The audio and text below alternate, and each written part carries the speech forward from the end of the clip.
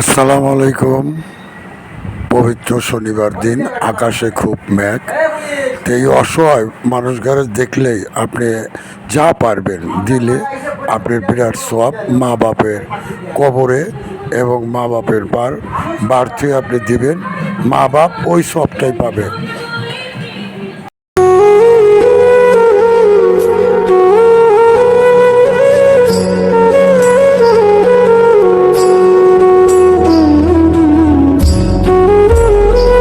রাতে কি খাওয়া দাওয়া করছেন?